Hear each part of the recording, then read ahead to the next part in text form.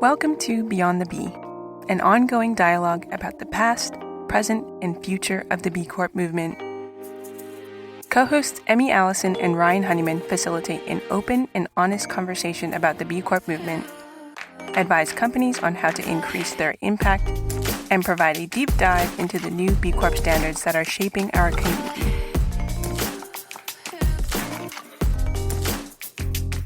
Our guest today is Clay Brown.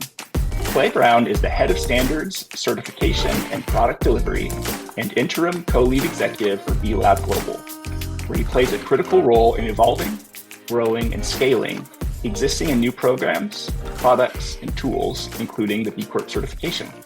Clay holds over 18 years of experience creating and implementing social and environmental programs for standards organizations, including Fairtrade USA, FlowCert, and the Fairtrade Foundation. Clay is based in Wales in the UK. Clay, welcome to the show. Hi, Ryan. Good to be here. Yeah, welcome back, because I guess you were on our Next Economy Now podcast earlier this year. So welcome back to another interview. Yeah, thanks. It's great to be talking to you again. That was a really good experience. I had a good time last time. Yeah, and maybe for folks who haven't heard that episode, could you introduce yourself or give a brief background on what you've been doing up until you joined B Lab? Just a little bit of the bio. Yeah, sure. Well, I joined B Lab around 18 months ago, which has been quite a journey. It's been a great 18 months, and I'm sure we'll have a chance to talk a little bit more about that. But I'm originally from Kansas City in the United States, but I've lived outside of the United States for most of my adult life. I moved to the UK and have lived in Germany as well. I started my career in this area really after finishing a master's degree in international relations and development studies, where I started to really explore kind of what were the dynamics in our international system that were causing a lot of the inequalities that I was seeing, both from within the United States growing up, but also on a global level. And that educational background really took me into wanting to go deeper in understanding what creates the inequalities that we see. And that drove me into fair trade. And it was a great time. I spent the first few years of my career working in the UK at the Fair Trade Foundation, where I had the luxury and privilege to work with some of the leading companies in the UK who were pioneers in the fair trade movement, but also those companies more on the mainstream who were starting to really question their sourcing practices, question why they were buying products in the way they were, and wanting to engage their consumers in a new way. And so it was really an amazing time to see the fair trade movement grow so significantly over my time there. So that was really more of kind of the business engagement side of what I was doing with fair trade. And then I got much more into the operational side, where I started running the certification system at FlowCert, which does the certification for Fair Trade International. And that was an amazing experience where I got the chance to travel the world, see farmers firsthand, understand really the plight of kind of small farmers around the world, as well as workers, and help to develop a certification system that was really targeted at bringing more of the benefits of the international trade system to farmers and workers in their communities. Having gone from that path, I spent most of my career working with businesses to help them understand how their business has impacts on people outside of their shareholders, really helping them to understand the impacts of their business on their suppliers, on their communities that they work with, on the environment. And that has brought me to B Lab, and it's been a really great sort of transition from the fair trade world, which is really focused on supply chains and sourcing and the impacts of global north-south trade, to one which is really looking at businesses at a more holistic level and understanding how businesses can be a force for good, not just looking at their products, but really looking at some of their core business practices and how they show up in the world in order to address some of the issues that we see that are negative happening in the world around us today. As you know, Ryan, more than many of us, but B Lab really believes that it's possible to have a different type of business, to do business differently, to have an economy that is leading to positive impacts and not just extractive. I'm really privileged to have this job and to have the chance to work more on bringing some new elements to the B Corp community through our new standards and some of the other work that I'm leading. Thank you for that. And I think just so folks have a framing, today, Clay's been very kind to join the podcast to talk about the new evolution of standards at B Lab. And it made me think, just talking about fair trade, I've never certified a company fair trade. I don't have much involvement with them. Could you give me a sense of like how large, or what is the scope of like a fair trade certification versus some of the B Corp stuff? Is what B Lab is assessing in companies like a much bigger, larger process, or like how does it compare to just fair trade certification? Yeah, it's an interesting question. So fair trade really has two primary types of standards. The first standard are the fair trade production standards, and these are the standards that apply to the farmer organizations or the companies that grow the products that we buy as fair trade, or the companies that manufacture the products, t-shirts, clothing, et cetera, that we buy as fair trade. The second type of standard is the fair trade standards, and those are really about the practices that businesses have to do in their sourcing of fair trade products. So it's really tied to the payment of the fair trade premium, the payment of a fair price, the way in which they establish contracts with their buyers, or sorry, with their suppliers to make sure that those contracts are fair. So if we look at those two distinct types of standards, the production standards of fair trade actually have a lot of similarities to the B Lab standards in that they cover sort of the overall practices of the way the company operates. So it covers their environmental footprint, and it covers the way in which they engage with their workers, the workplace culture, wages, et cetera. So a lot of similarities. The trade standard of fair trade is very different. It's very much about how does a company that is located often in the global north, not exclusively, but often, engage with their supply chain in a fair way that includes what price they pay, what kind of contract terms they put in place, et cetera. So while there's a lot of similarities, I would say that from a business community perspective, the companies that are B Corps are quite different in nature sometimes than companies that buy or sell fair trade products, because a company that buys and sells a fair trade product from a fair trade certification point of view is really focused on how do they work with their supply chain in a fair way. And that's kind of the limitations of what fair trade is looking at for the businesses that are putting the fair trade label on their product. It's really about the product itself. Whereas the B Corp certification process is much more holistic, and our standard covers all of the practices of a business, everything from the nature of which they establish their governance through to the way they pay their workers, through to their environmental impact. So while there's a lot of similarities, those are some of the key differences. Great, thanks. Yeah, and I think we may get into interoperability of the new standards and things like that during this conversation. I'm sure. Yeah. I guess what I was sort of going for is just, it feels overwhelming, the like amount of change that B Lab is taking on with this new process. And just like, there's such a massive shift. And I guess part of me was just trying to compare it to other shifts in larger certification systems. Like, maybe you don't know this, but one question is just like, how big is this B Lab evolution of standards process and shift compared to maybe your experience at Fair Trade or other pieces? Just so like I have a sense of scope. Like, is this a really complex, gigantic switch, or is it this is just common when whole certification systems need to change? Yeah. So firstly, I think it's very common that standard systems evolve their standards. That's a very normal practice. So typically best practice is you revise your standard every 3 to 5 years. You do it through a public stakeholder consultation process where you are listening to the views of the people that are affected by your standard, either the companies that are certified against it or experts. And so obviously we're following kind of that best practice of standard setting. And I think that's fairly typical. I think what I would say about the work that we're doing now at B Lab is that we are doing more than just revising a standard. So we're not just changing a few criteria here or there. We're actually changing, to a certain degree, the nature of what it means to be a B Corp. And I think that's a really important point to note and a really important point to dig into.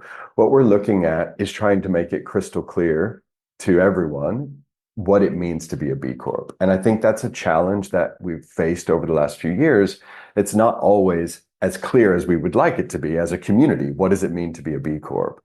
And so part of the change in terms of why this change is very different is that we're moving from a system which has historically relied on a scoring system, as everyone, many people are aware of, where if you have to reach a score of 80 in order to be a B Corp, what that meant was that B Corps could perform highly in certain areas and less high in other areas, and ultimately average it out to a score.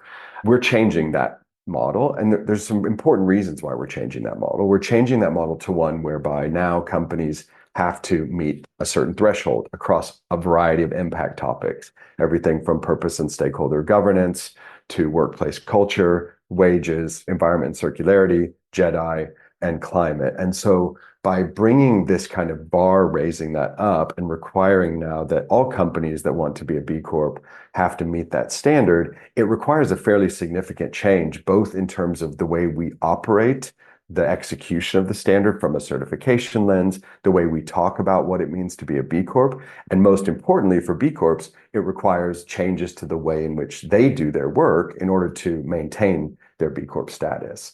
And so I do think this is a significant evolution. It's not a routine standards improvement. It's actually something much more important.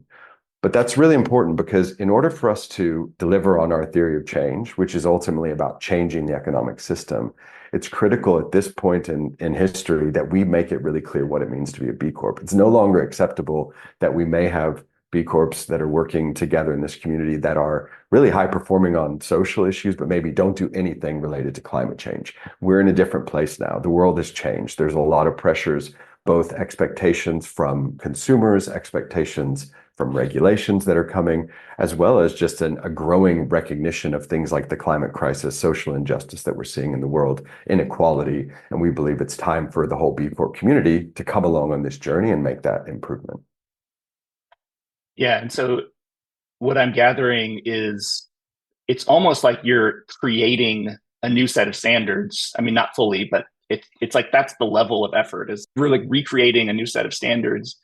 The challenge with that is it's not a new set of standards because you have all these companies that have been on a set. So it's like there's expectations to manage of like there's momentum, and the level of work is enormous because you're essentially creating, not everything is new, but in a sense, this is not like a cosmetic, this isn't the difference between the current assessment version 5 to like version 6. This is the complete. Are you calling it version 7 or is it the evolution of standards? What is the correct terminology? We've been referring to it as the evolution of standards because that's the process we're going under. The final name of the standard we're still working on, but effectively it is the B Lab standard or the B Corp standard. And what we're looking at is that it is more than just from V5 to V6, because bringing in some of the key changes that we're bringing in is, first one was we are clarifying these core impact topics. And we're bringing in those minimum expectations, requirements across each of those areas. We're making changes to the scoring system to make sure that it's really clear that companies are meeting kind of core requirements. And we're also doing, to your point about whether we're creating a brand new standard. Yes, in a sense we are, but we're also not alone anymore in the world, right? We now have a lot of frameworks that we're turning to. We have regulatory frameworks regarding reporting in Europe, CSRD and others. We have GRI. We have other voluntary programs that have done a lot of great work in defining what it means to be a business that's appropriately addressing climate change, SBTI and other organizations like that. We can turn to people like Fair Trade and look, well, what does it look like to be a good and responsible company as it relates to sourcing? And so a lot of the work that we've been doing has been a deep engagement with other experts in the area and in the field of responsible business to understand, well, what is best practice right now? So that we're not having to recreate the wheel ourselves, but we do believe we're creating the most comprehensive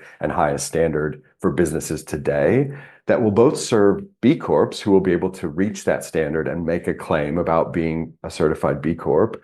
But in addition to that, will serve as a guide for all businesses, saying this is what business needs to look like in 2024, 2025, and beyond in order to be a business as a force for good. Not everyone will be there, but we actually think there's an opportunity to engage a much wider audience with this standard and not just use it as a tool for certification, but think of it really as a guide for businesses or a blueprint for businesses.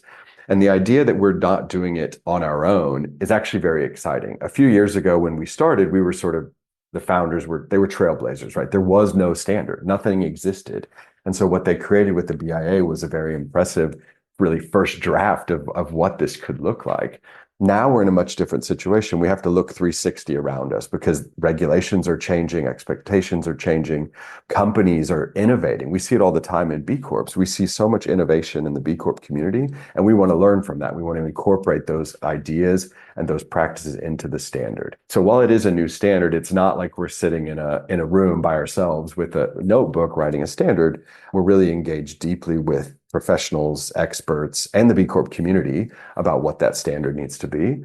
And our goal's really tied to making sure it's the most impactful standard as possible, that it addresses the most important social and environmental issues that are facing the world today, and being very clear about what business's role is in addressing those. We're also bringing clarity to the fact that this is now what it will mean to be a B Corp in the future, so that there won't be uncertainty about what that actually means, and we can all stand behind that collectively as a community.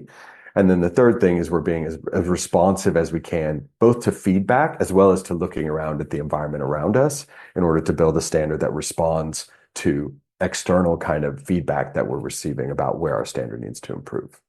Yes, it's definitely a big project. So it sounds like the standard, the why now question is things have changed.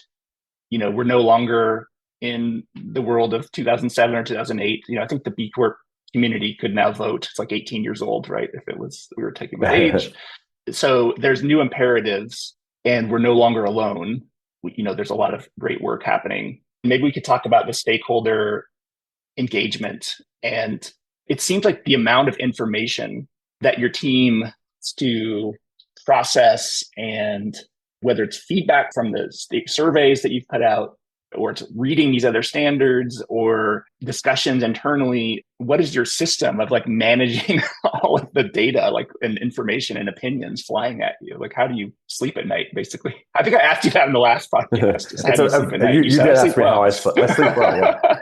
I sleep really well because I feel really grateful to have this challenge and be part of this. But how do we keep it all together? A really good filing system. No, I think it's ultimately, we have an amazing team that we built, the standards management team, and they are tasked with doing exactly this work. Their work and their responsibility and the work that they lead, and they do so diligently, is to listen. That is their primary responsibility. So they listen and they seek information from others, and they compile that information, and then they do the magic, which is to create the framework, create the criteria, and then do more listening. And so we just completed, I think last time we spoke, we were in the middle of the consultation process, which completed at the end of March, roughly this year. And you talk about a lot of data. I think we received over 16,000 pieces of feedback from over 1,000 respondents. And those respondents came from all B Corp communities, all shapes and sizes of B Corp companies,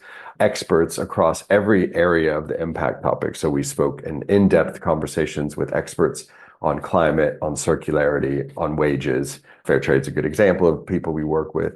And what they've been doing, the team has been doing since that consultation, is really processing all of that feedback, evaluating what are the material pieces of feedback, how do we summarize that into like concrete areas where we say, actually, this is something we're hearing a lot, and we're hearing it from this particular type of company or this particular geography or this particular industry. And so there's a lot of a data analysis that goes into the work. We're trying to code all the data so that we know who sent it, what size of company are they, what's the feedback related to, and then we can analyze that data and come up with these are the most important areas of the feedback that we've been hearing. And we've heard some really interesting things, some of the main takeaways we've heard, and we're going to be actually sharing in September, I believe, in the next few weeks. Give us some teasers, Clay. Give us some teasers. Exactly. In the next few weeks, you'll be getting a summary of all the feedback we received. We did that after the first consultation. We provided a summary. Here's what we heard. And so we're going to be doing the same thing. So everyone will be receiving that in September. We're really excited to share that because for us, it shouldn't ever feel like a black box. We have the responsibility to compile all the feedback, to listen, but we also have a responsibility to share back. Here's what we heard, and here's what we're doing with that information. And so we'll be doing that in September. But some of the interesting things we did here was feedback around the fact that the standards need to further balance the company context and the company's capabilities with the ambition of the standard, right? So we're hearing from small companies, hey, this is pretty tough. But the only way we know that is because we do this kind of very detailed analysis of all the feedback. We had targets of the types of companies we wanted to reach, the number of companies we wanted to get feedback from. And so we're hearing from a lot of companies, hey, we love the vision, but maybe the balance between ambition and capability is off. And so we're looking at that very carefully across all topics.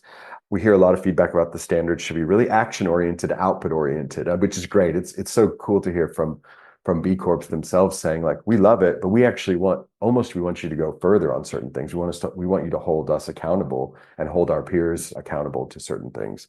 We heard a lot about the language of the standard. So is the standard clear enough? Is it accessible language? Is it kind of blocking people out because we're maybe too sustainability speak focused? And so we're trying to work on that. We do a lot with interpretations too. So our standard is in 6 languages at this stage that we do formally. Sorry, that's what we'll end up publishing the standard in, but we've been doing translations as we go along. So we're looking at the interpretation. Is that accurate?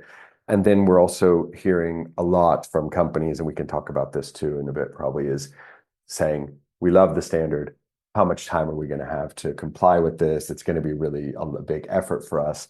And so we've been hearing a lot of feedback to understand kind of what we call our attainability analysis. So can companies meet the standard? When will they be able to meet the standard? And does that vary based on company size, company location, company type, et cetera? So a lot more to come in the report, but that's just a little snapshot of kind of the big buckets of feedback we've heard, along with very specific feedback on very specific criteria as well. So I know you've probably had conversations, things around living wage and challenges in certain industries with that topic, or related to some of the areas we see some of the biggest lifts in environment and circularity, just because businesses aren't thinking that way yet. So certain areas we're really pushing the boundaries. We're getting feedback saying, we love it, but let's figure out what's the journey of improvement there, because we don't want to create a standard that no one can meet, but we also do want to push the boundaries. We do think it's important that companies think through areas that they're not yet able to do. And that's really important. And I think one of your previous guests on the podcast that talked about that too,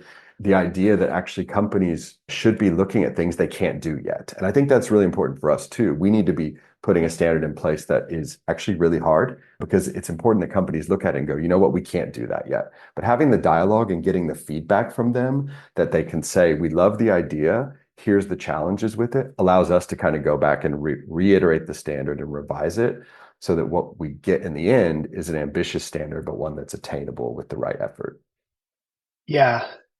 One of the things that stands out as a potential area that maybe more people will have questions about when the final standards are released, but I'm curious for your thoughts on this, is we don't want B Lab to be a black box. And I know you've been as transparent as possible in a lot of ways. And I do think there's some companies who may feel like, you wanted my feedback and I gave you feedback, and then you didn't take my feedback, or like it wasn't incorporated into the standard. For example, a company might say, hey, I really want to not have to do science-based targets. I don't think it's realistic or something. But then the standard ultimately does require that.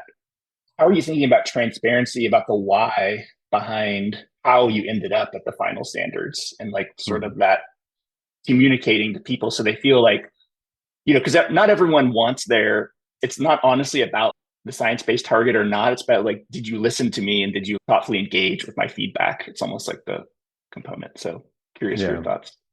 Yeah, I mean, I'd love to unpack that more with everyone that's given feedback, if possible, because I do think it's a really important point. We're genuine in our intention to listen to everyone. And the responsibility, as I said, of our team is to receive that feedback, process that feedback, understand it, document it, and then evaluate and make decisions about what ultimately goes in the standard. And that's a hard job. And it's a job that we take very seriously, because we see that we basically have 2 really key assets as B Lab. The first one is our standard. The standard, it really sets the foundation for everything we do as an organization. It helps define what we believe business should look like, and it helps define the core kind of foundation of what is the makeup of the B Corp community and who's able to be part of that community. So we take that very seriously and very with a lot of responsibility. And that means that we won't be able to do what everyone wants. You're right, because we get lots of different feedback. We get some companies saying it's too hard. We get some saying it's too easy. And we get some saying it should be harder for bigger companies, and others saying, well, we need to have more bigger companies in. So you need to make the standard more applicable to their realities. And so we're hearing all of these things. So I think the first thing we're going to do is, with this report in September, we're going to show, here's what we heard. Here are the main things we heard from you. So that's the first thing. The second thing is when we start getting to the launch of the standard. So the timelines around this, just because people are probably curious, is that our goal is that by the end of the year, we will have final approval of the standards content. We have a standards advisory council read about it on our website. That is the kind of the approver of the standard. We're working on the timelines to the end of this year, and then we'll be publishing the full standard in early 2025. So when we get to that point where we're publishing the standard, we will be doing a lot more communication, both in the run up to that and during the publication, that will go deeper into explaining why certain criteria are the way they are, why we've selected these impact topics, describing each of those impact topics in detail. And I hope that people can see their feedback reflected in that. We won't be able to answer to every single piece of feedback, but we do want to have a continuous dialogue with B Corps and with others. Sometimes there's a view that standard setting is you write the standard and then you put it on a shelf and you come back 5 years later and look at it. That's actually not what happens. What happens is that we're constantly receiving feedback, both from companies as well as once we start to implement it. We see actually, wow, this one's really hard. Like we're gonna have to put more effort in helping companies there, or everyone meets this one without any difficulty. So what's the point of it even being in the standard? And so we will continue to compile that feedback, and we'll have processes in which people can share that so that we can include things in future iterations. So there will certainly be elements of the standard that don't meet everyone's individual expectation, but I'm hoping with our communication, we have a great communications team that's going to be doing a lot of communication. Here's the new standard. Here's what it's intended to do. And here's why it's doing what it's doing, that people will be able to see their feedback reflected in there as much as possible. Yeah. One thing you could even do, and I don't want to add anything to your plate for September, but just an idea is you could almost take, there's maybe like 3 pieces of feedback that you track through the process. We got this feedback, it went to this committee, we discussed it, and then we moved to this person or like this expert, and then we discussed it. It's like, I think there is a little bit of like, what is really happening in B Lab to get to the standard? So it's sort of the feedback goes in and then it comes out. But I'd be really curious of like the steps of just pick like a couple pieces of feedback. And I think that would be pretty interesting. I don't know, maybe for nerds like me. I love that idea because I've been part of that process. And as you're describing it, I can sort of picture what that looks like. And I don't know if I probably on the spot can't give you a really good example, but I can give an example of what that looks like, I think, in practice is, so the feedback comes in during the consultation. The team receives all that feedback. Something might pop up as like, hey, we've heard this a lot. So we've heard a lot about living wage in the service sector in the United States or retail sector in the United States. What do we need to do with that? Well, let's take that and let's then find the right experts. Let's go talk to them about, well, what does this really look like? So let's choose a couple companies that provided that feedback and have a deep dive conversation with them. So we reach out to company X in California that runs a retail outlet and say, what's really the issue behind this? Like, you gave us this feedback. That we then process and come back, and then we come up with a revised standard. Maybe we need to create a different path or a different timeline for which these companies need to reach a certain criteria. We then take that specific change to our Standards Advisory Council as a recommendation. Standards Advisory Council is made up of external experts who support us in the development of the standard. They review it in light of the whole standard. So they have a very global picture of the entire standard. And ultimately, we come down to a decision that, yes, we believe that we should make a change to the draft to meet this based on the following bits of information that we've received. So it's quite a detailed process. And you can imagine there are hundreds of requirements, I guess, across the standard. We won't be changing all 100 of those in the next draft, but there are some of these where we've gone through that very specific process. And I think it'd be really interesting to show that to people. So yeah, it's a great idea. We'll look into it. Yeah, it's good. Even just to hear you describe it, it's helpful. How are you balancing the ambition and continuity between the standards with this new model? How do you see, we want to have the most progressive environmental, like climate action requirements for B Corps because we can see the climate, the earth is not doing well and we need to move fast. And then how do we not eliminate 50% of B Corps because this standard is too strict? So how are you thinking about that balance and going about that process? Yeah, I think it's top of my mind pretty much every day right now for a couple reasons. I think the most important reason, as I said a minute ago, I was saying we kind of have 2 key assets I think of as B Lab. The first asset is the standard. And the standard's critical because, as I said, it defines kind of our vision of what good business looks like, and it serves as the foundation of our certification, and it will in the future serve as the foundation well, it does today, of many other products and programs that companies can use in order to improve their impact. The second asset is the B Corp community. And the B Corp community is really, really important, and for lots of reasons. So as we think about what we're trying to do in the world as a community and as B Lab, we are trying to change the economic system. In order to change the economic system, we really have to change kind of three big bucket things. The first thing is we have to change the structure of the economic system. So that includes things like policies, regulations, the ways in which the ecosystem in which businesses operate from a structure point of view. The second thing we have to change is the culture. We need to change the narratives around what business is, the role of business in society, the way in which businesses have a responsibility to others outside of their four walls.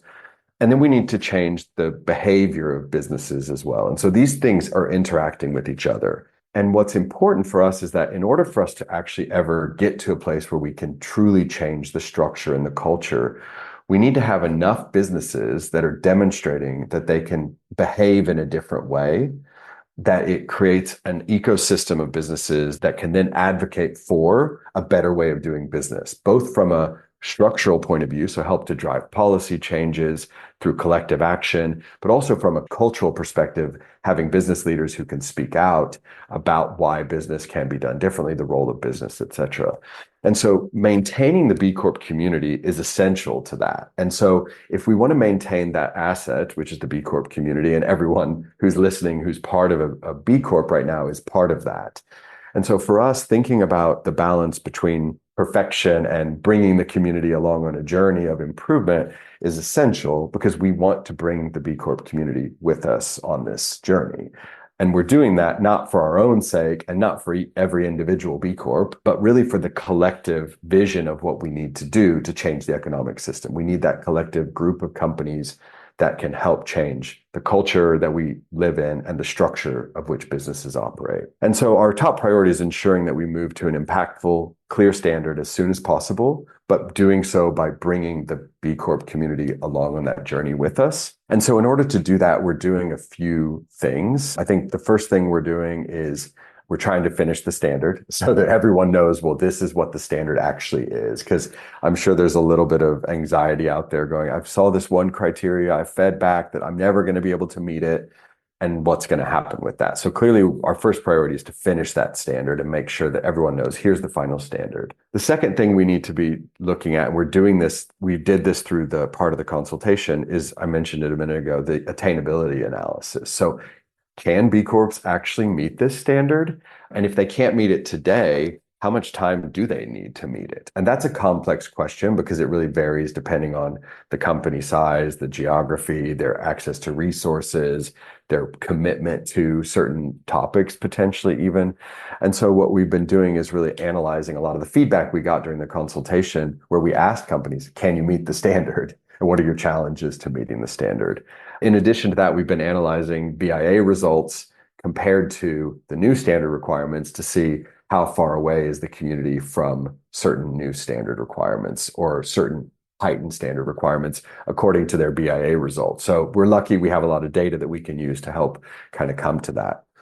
And then once we have a good picture of that, which we're increasingly do, that's where we're working to set kind of the timelines and then the expectations of how long companies are going to have in order to meet certain requirements, as well as the entirety of the standard. Once we have that clearly defined and communicated, which we're also working on, and we know everyone wants that clarity as soon as possible, as do we, we'll be working closely with the community to upskill everyone, to make sure everyone understands, here are the requirements, here's what they mean, here's what they practically mean for you as a business in the United States, or you as a business in Australia or in France or whatever. And we're lucky there because we have a network of organizations who work very closely with the community, who we're partnering with to upskill their staff so that they're in a position that they can work with all of the amazing B consultants out there and the B leaders and the B locals and everyone to really spread the news about here's what the standard requires. Here's the key areas we've analyzed are probably the hardest for companies. And so let's build trainings, let's build focus on those areas so that we can collectively bring the community along with us. And we are really committed to kind of providing regular updates on timelines and all of this as we go along. But heading back to the first point, it is in our interest and it is our intention to bring the B Corp community along on this journey. That's the balancing act that we're playing, is both ambition with the current reality versus, and then looking at, well, how long does it take us to shift that reality to something that everyone can achieve together? We very much recognize that the work after setting the standard, the work sits with the B Corp community. It's not us that has to really work. Transformation takes time, which is why we're taking our time doing the standard. And it's going to take time for the community to also change their practices in order to meet these new standards. But we hope, based on what we've been hearing, that people are committed to coming on this journey because they understand that they have to address social inequality. They have to address the climate crisis. They have to address environmental concerns. And since we're so lucky to have such a committed group of B Corps, we're really confident that we're going to do this together. That's not to say that everyone is going to make it and everyone's going to want to do it. There may be some companies who say, I can't do this anymore, or I don't want to do that. That's okay, but we don't want to not engage with them anymore. And so that's another topic I think is interesting for us, is using the standard not just as a tool for certification of B Corps, but as a tool that other companies. So not everyone that wants to do good in the world has to be a B Corp, and not everyone has to meet every aspect of our standard. There are ways in which they can make incremental improvements in their businesses using our standard as a guide. And I think we're open to exploring what does that look like, and what does that look like for those companies as to how do they relate to the B Corp community? Are they part of the community? Are they part of a broader movement? Do they have another role to play? I think that's an exciting area that we'd love to explore too, as we launch the new standard and we start to hear from companies about how they want to use it as a guide for the way that they operate. You could do that all in a weekend, right? Sounds pretty. Yeah. Well, I'll get on it. A weekend of work, Yeah. Just one very, very busy weekend of work. Yeah. One thing that stands out is, as you're rolling out these standards, and I'd love to talk more about this with you and your team. I think the B consultants are a little bit of an underutilized resource in terms of some of the messaging and like helping you all roll this stuff out. And for example, if you're going directly to B Corps themselves, it's like a B Lab staff member that's sort of like the liaison of like, okay, I have to talk to all these companies. So it like puts a lot of pressure on B Lab.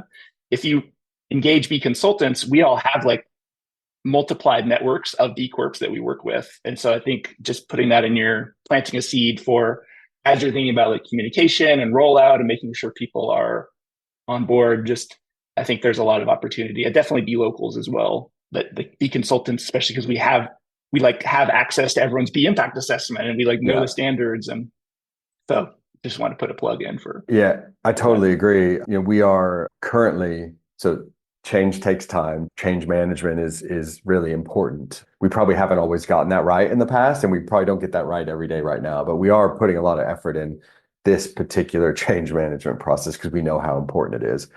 Just for a bit of insider view, right now we're actively upskilling, training our internal staff on the new standards. We're creating training programs. We're going through that with all B Lab employees and all of the employees of the global network, and going kind of module by module standards at a whole. And so really it starts there. There's a bit of concentric circles here. That's the first group. We have to get really knowledgeable about what we're doing. And then we're also developing plans for how do we support B consultants, B leaders, and others to do that, because we fully recognize we are of a size now that it's not possible that we're going to provide that training directly. And it doesn't even make sense, because to develop like a central training that's applicable to our US partners and to our partners in Brazil and to our partners in China, those are very different kind of upskilling needs there in terms of not just language, but also contextualization, localization. And so we will be working through the more wide B Corp community, which consists of a lot of the people who are on the ground every day working with B Corps to help them be better businesses, such as your business and others like you. So yeah, I'd love to hear more from you now or another time about like, how does that work? How does it feel to be a consultant in the space? Because I do think it's a resource that maybe we underutilize, or maybe we could at least have better ways of communicating and channeling information back and forth from each other. Yeah, I mean, I'm happy to give a few thoughts, but I do think the standards, from the B consultants perspective, a lot of us are also certified B Corp, so it's helpful Yeah. to kind of have a foot in both. And I think one of the framing challenges, the elephant in the room that we maybe haven't even talked about on this, is just the economy is not great, at least definitely in the US. And like I think in a lot of places, the last 18 months have been pretty rough for a lot of B Corps and B consultants too. So I think there's just like a layer of stress or anxiety that a lot of companies are feeling that dovetails with the evolution of standards change. That's just, it is what it is, right? You could say business was great in 2020 to 2022, but there was a global pandemic and then people are busy. So it's always going to be something. But I think for us as B consultants, there's a lot of companies coming to us and saying, hey, we're just struggling to meet payroll. And it's sort of the doing well part of doing good and doing well. It's like we have to do well, and then we can also do good. But I think a lot of companies and B consultants are struggling with just that part. And then the sort of standards is just, unfortunately, an added piece of complexity. So again, not something you can really do about that. But I do think there's like in the messaging or in your conversations, and there's like a sort of like sensitivity or empathy potentially that could be inputted into some of the communications about the standards. Like we know you're like a lot of companies are struggling right now, and like this is like adding another layer to it. And so I think there's probably also an element for B Lab to think about. It's not really your responsibility, honestly, to do this because you're a standards organization. And if there's ways to think about like how do we help our companies do better on their like ability to function as a business. So it's like, how are we generating business for the B Corp community? Again, not necessarily your responsibility, but like, I think any sort of partnership on that type of thing I think would resonate with a lot of companies who feel like there's just a lot going on right now. Yeah, I hear that. I think it is hard, especially for smaller B Corps. Like it's tough to run a small business, right? I mean, effectively, B Lab we're kind of a small business in our own right. I mean, we're a nonprofit, but we operate in a sense similarly. We have to pay our staff. We have to improve maintain the employee morale. We have to think about our bottom line. We have to do all these things too. And so totally get that. And adding things on top from apparently kind of viewing from the outside, it can be viewed as just an extra weight, I think. And so we do hope that we can see this as an opportunity that people can sign up to like, hey, this is a change, but we're doing it together. We have enough time. We understand it's going to take the effort to do that, but we're also kind of all signing up to it because we are B Corps and we understand that this is where we need to go. But I love the idea. And I know a lot of our global country partners work with B Corps a lot about making connections and introducing people, thinking about kind of the ecosystem of B Corps who can work together as business partners, either or as to kind of multipliers of their business opportunities as well. I think that's especially true in the B2B area, but it's also true for the consumer brands of who are they sourcing from, who are their service providers. So we see a lot of that.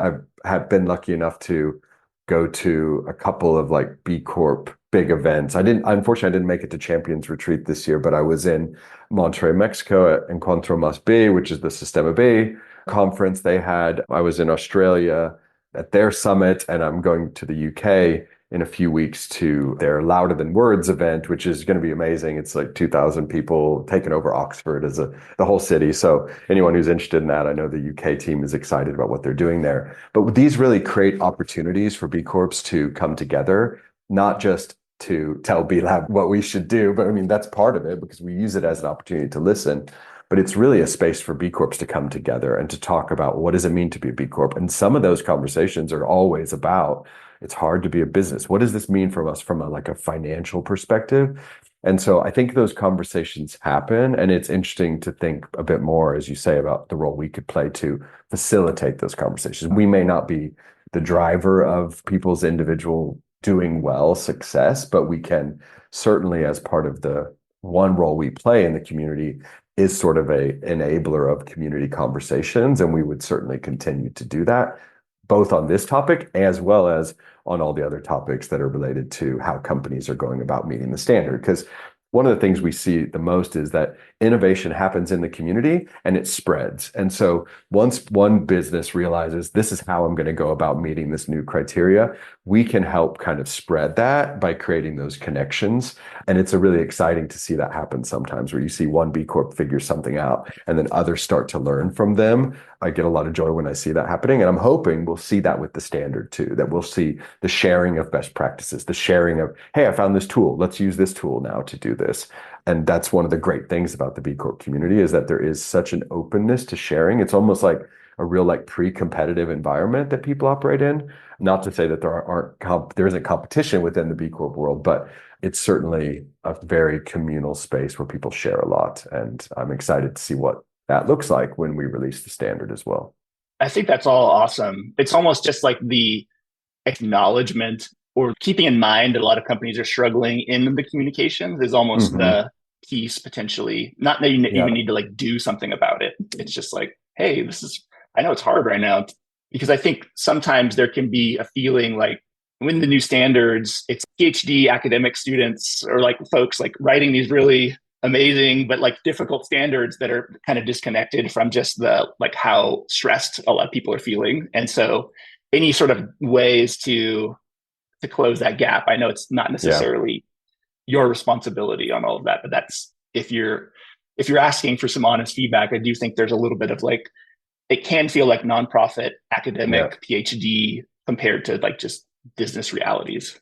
I think that's fair feedback. And one of the, I think I said earlier, one of the feedback we did hear was, and I focused on the language of the standards maybe not being accessible, but it's a little bit more than that. It's kind of what you're describing, which is the empathy for other people's reality, and trying to kind of bridge that gap between what we see our responsibility as being, which is to develop a clear and coherent vision of a new economy, a standard that helps to match that, but also needing to make sure that that lands in a way that meets businesses at where they are in this moment, which is sometimes struggling to, pay the bills, sometimes struggling with competition or struggling with loss of market share, all kinds of stuff that's going on. And I really appreciate the feedback of like making sure we lead with empathy in that regard. And I think it's something we've talked a lot about, is like, well, what is B Lab's role?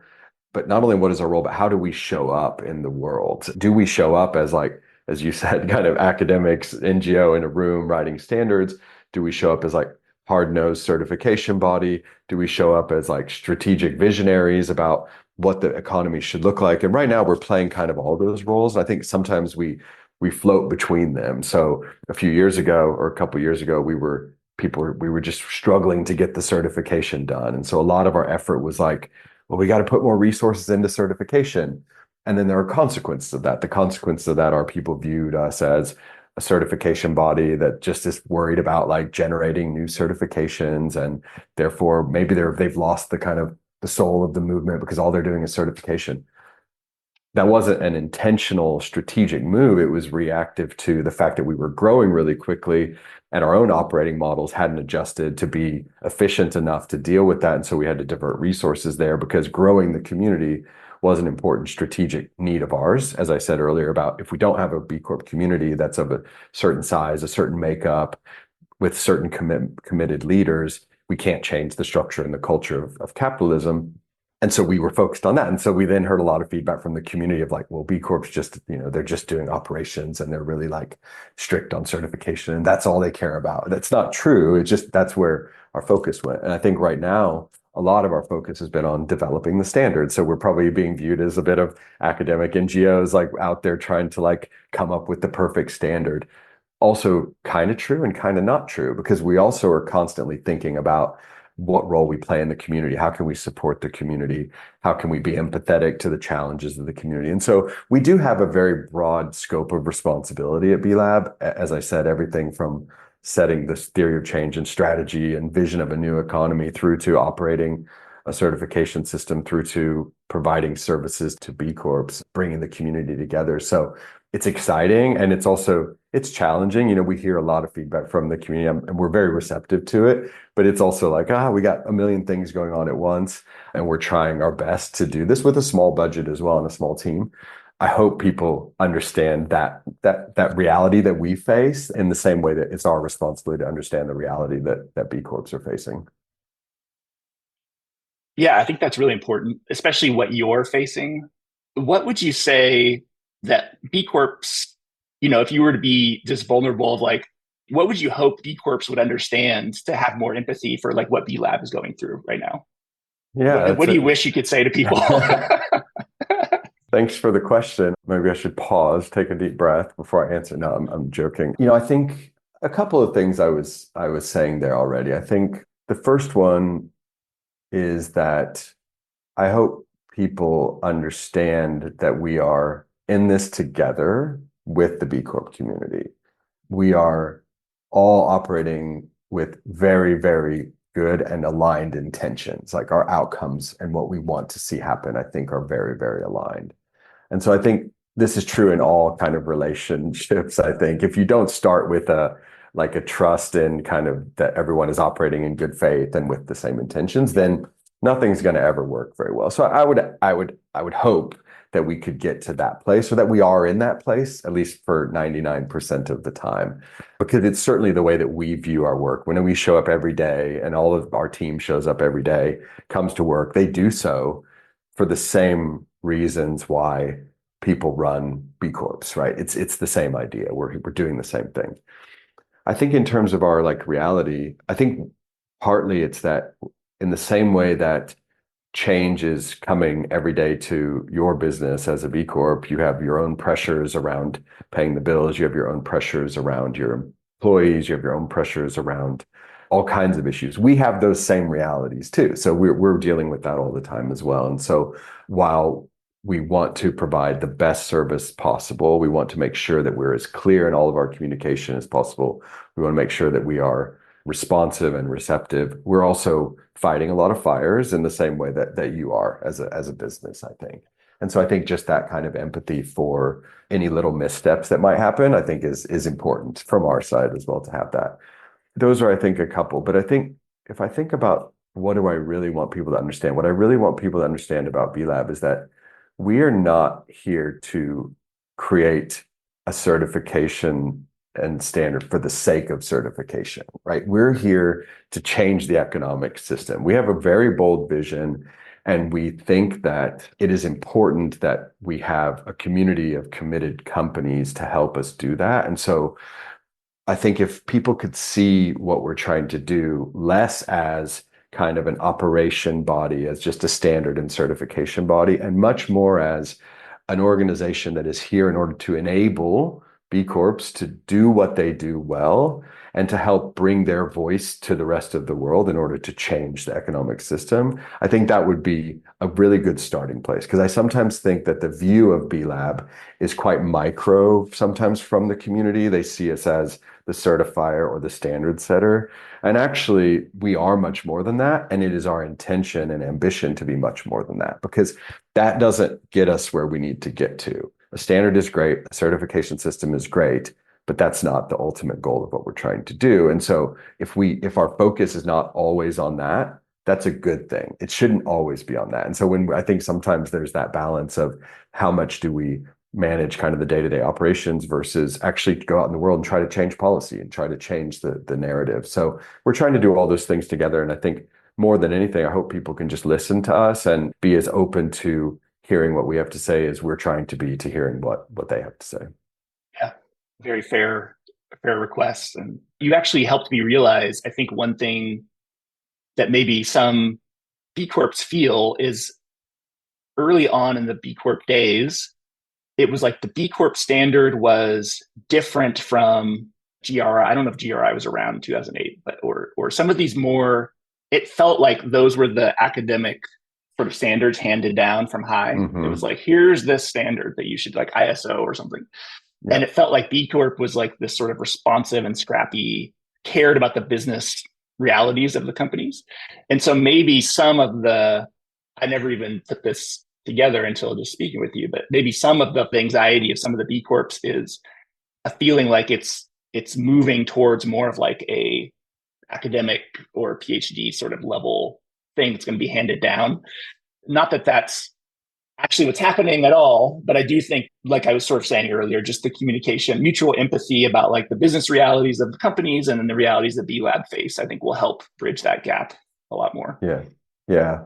I think it's a really fair assessment. And I would say one of the things that I've been thinking a lot about with the new standards is kind of the difference between maybe where B Lab and B Corp started, which was really focused on the purpose, right? So purpose was essential to everything that was the beginning of B Corps. It was like change your purpose statement, like legally change what you are as a business to describe and force yourself to consider both your purpose as well as your financial responsibilities as a business. That's where we started from. And over time, we built in more of the kind of performance requirements, and we're now getting more clear on those performance requirements being mandatory. It doesn't mean that we have lost the focus on the purpose, but I do think that there is a bit of a tension in that sometimes because some B Corps are saying, listen, I am here to do good. This is my purpose. Now I have to also do these performance requirements, which feel a bit technical, they feel a bit academic. And what we're trying to say to the community, I think, is it is important for us to be seen as a community and to actually be doing and having good outcomes on critical performance issues. It's important because the integrity of our movement depends on it. And so we have to be doing good. We have to be doing good and we have to be showing that we're doing good. And that's where the performance requirements come from. But we also have to be good, and that's the purpose. So we have to be good and we have to do good. And it's really important that as a community, we're able to demonstrate both of those things. And I think the point about how academic it is and how detailed it is, I think that does play into some of the fact that we don't exist on an island anymore. We exist in a ecosystem of other standards, of regulations, of new languages and new ways of doing things. In order for our standard to be taken with legitimacy, we have to be aligned with those other standards that have described quite technically what doing good kind of looks like from a metric point of view. So we have to be as aligned with that as possible. And I can understand how that might feel like a gap between the way businesses operate on their daily practices and what we're saying doing good looks like. But there's a reason behind it because we have to be taken as a legitimate standard in today's world, which does require us to align language with other standards, align metrics with other standards. And it's also an increasing value proposition to companies. I think if they really dig into it, and the more we get working with the new standard, we'll see that by having a B Corp standard that is aligned with other metrics and other regulations, ultimately B Corps are going to be ahead of the game when it comes to demonstrating performance, which is going to be coming down the road. We're just leading the way. We're helping B Corps understand that. That's not to take away from the fact that ultimately B Corps are good organizations because of their purpose statement, but we hope we're helping. It shouldn't be seen as a burden, but should be seen as kind of a ramp and a runway to being a company that's going to be exceeding and ahead of other companies because they're willing to come along on this educational journey with us with the new standard. I love it. I know it's Friday afternoon for you in Wales, so there's relaxation ahead. As we're moving to the last question or two here, can you give folks like a recap of the timeline, some of the milestones that folks can look forward to? Like and I know this will change potentially, but yeah, maybe just a little overview of what folks can expect. The very concrete milestones I can give you are look out in September for the report that shares the key consultation findings. So hopefully people can start to see a little bit of their feedback reflected there. The second thing is that we are working towards a final approval of the standard by the end of 2024 with our Standards Advisory Council, and then having the standard published in early 2025. So that's should I say promise? I can almost promise and guarantee you that you're going to have that standard in the beginning of the year, which means that you can, as a business, understand what's coming and you can start to assess what does that mean for you? How far away are you? What are the things you might need to put in place? You can call Ryan and say, hey, Ryan, I need some help with this. shameless plug for Ryan on, how he might go about reaching the new standard. And I think that's really important because that's a major milestone. Those are the kind of the next three things that are happening.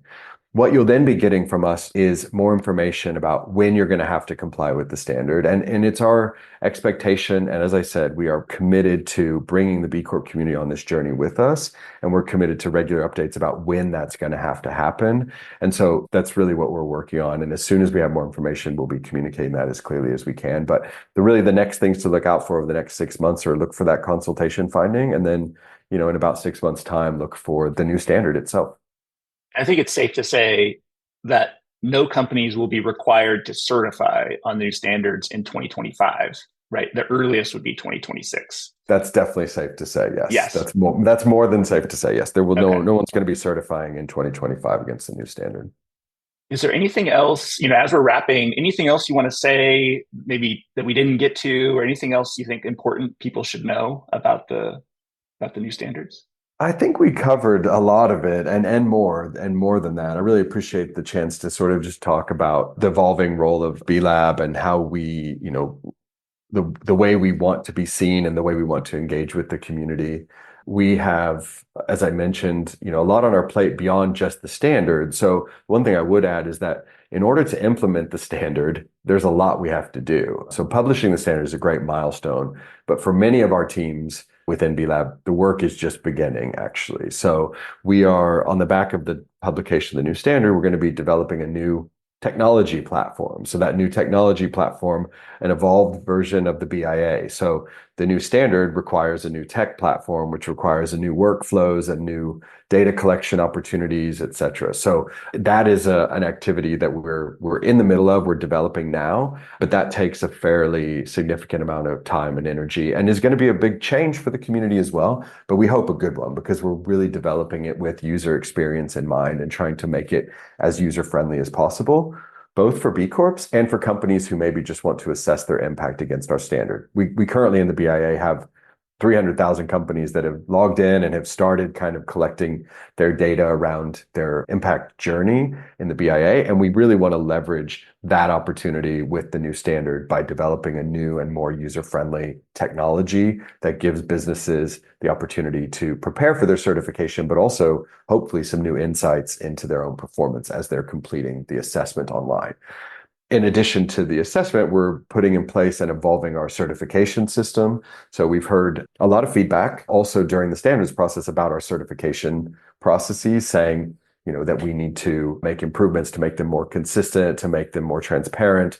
And so part of the implementation of the new standard is also a new certification workflow because our entire current certification workflow is built on the idea of calculating a score. The new certification workflow is going to have to adapt to the new standard, which is going to be a different form of verifying whether companies meet the standard or not. And so we're busy with that process. And we're also working to ensure that that certification process is in line with international best practice, as well as evolving regulations in this space coming out of the EU and Canada as well. So and other places. So there's a lot of work we're doing in depth there to make sure that the credibility of the label that we all use together and that we all love is maintained through a credible and improved certification experience too. So I think it's worth noting those things because as much as I wish it was published the standard and then poof, everything was ready to go, the reality is we have a lot more work ahead of us to develop this technology, evolve our certification system, and get ready for continued growth. So while it's not necessarily our core focus to just